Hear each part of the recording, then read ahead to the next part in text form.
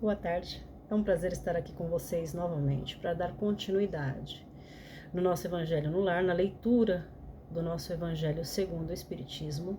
Hoje faremos o capítulo 4, dos itens 14 ao 17. Ninguém pode ver o reino de Deus se não nascer de novo.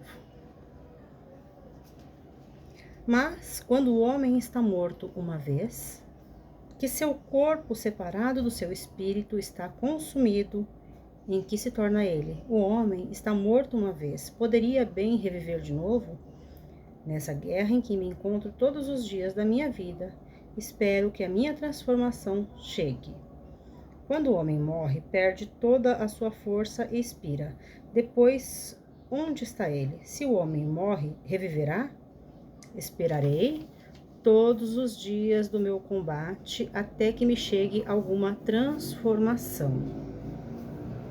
Quando o homem está morto, ele vive sempre, terminando os dias de minha existência terrestre.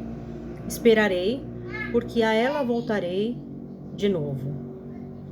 O princípio da pluralidade das existências está claramente expresso nessas três versões. Não se pode supor que Job tenha querido falar da regeneração pela água do batismo, que certamente ele não conhecia. O homem, estando morto uma vez, poderia reviver de novo? A ideia de morrer uma vez e reviver implica na de morrer e reviver várias vezes. A versão da igreja grega é ainda mais explícita, se isso é possível.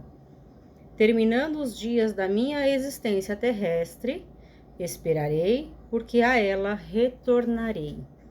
Quer dizer, eu retornarei à existência terrestre. Isso é tão claro como se alguém dissesse: eu saio da minha casa, mas a ela retornarei. Nessa guerra em que me encontro todos os dias da minha vida, espero que minha transformação chegue. Job, evidentemente, quer falar da luta que sustenta contra as misérias da vida. Ele espera sua transformação, quer dizer, se resigna. Na versão grega, eu esperarei, parece antes de aplicar a nova existência. Quando minha existência terrestre se findar, eu esperarei, porque a ela retornarei. Job parece se colocar, depois da sua morte, no intervalo que separa uma existência de outra. E diz que ali ele esperará o seu retorno. Não é, pois, duvidoso que Job, sob o nome de ressurreição, o princípio da reencarnação era uma das crenças fundamentais dos judeus, que ele foi confirmado por Jesus e pelos profetas de maneira formal, de onde se segue que negar a reencarnação é negar as palavras do Cristo. Suas palavras constituirão um dia a autoridade sobre este ponto, como sobre muitos outros, quando forem meditadas sem preconceitos. Mas a essa autoridade, do ponto de vista religioso, vem-se acrescentar, do ponto de vista filosófico, as duas provas que resultam da observação dos fatos. Quando dos efeitos se quer remontar às causas, a reencarnação aparece como uma necessidade absoluta, como uma condição inerente à humanidade, numa palavra, como a lei da natureza. Ela se revela por seus resultados de um modo, por assim dizer, material. Como o motor escondido se revela pelo movimento. Só ela pode dizer ao homem de onde ele vem, para onde ele vai, por que está sob a terra, e justificar todas as anomalias e todas as injustiças aparentes que a vida apresenta. Sem o princípio da pré-existência da alma e da pluralidade das existências, a maior parte das máximas do Evangelho são ininteligíveis, por isso deram lugar a interpretação tão contraditórias. Esse princípio é a chave que lhe deve restituir seu verdadeiro sentido. Bom, estamos findando aqui esse trecho que fala sobre a reencarnação e ressurreição, e com mais uma comprovação. Esse trecho citado por Job, aonde em três interpretações diferentes, diz a mesma coisa, a respeito de que estou vivendo aqui e aguardo pacientemente o momento em que eu vá para a pátria espiritual, para que em algum momento eu possa retornar à vida material.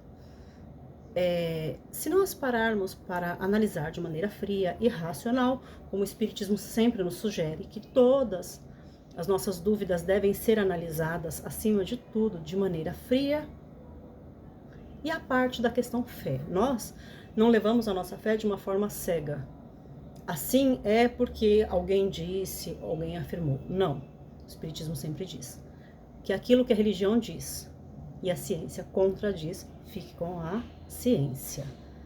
Porém, vendo sob o ângulo da ciência, sabemos que a ressurreição não é materialmente possível.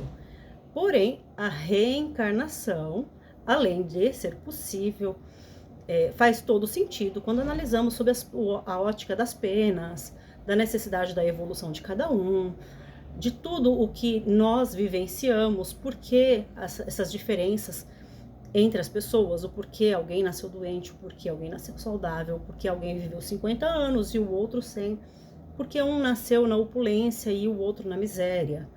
E tudo isso a gente só consegue explicar através da reencarnação. Então, temos aí, sob o amparo da Bíblia, os espíritos, ao longo de todos esses anos, reforçando para a gente a questão da reencarnação, e também temos diversos estudos que comprovam a reencarnação. Existem diversos relatos de pessoas que se recordam da sua última encarnação com detalhes tão claros que seria impossível alguém ter inventado.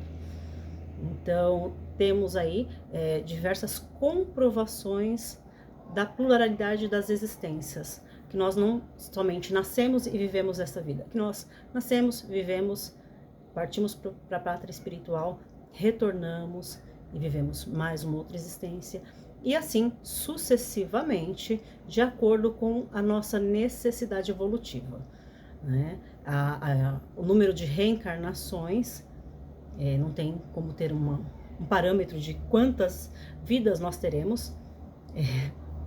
Acredito que a nossa atual existência já é uma das centenas de vidas que já vivemos. E ainda temos um bocadinho pela frente, tem muita coisa para aprender ainda, tem muita coisa para continuar evoluindo.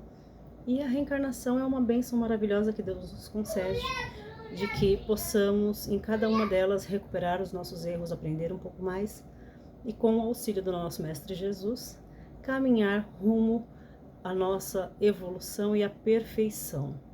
Agradeço a oportunidade a todos vocês. Até a próxima.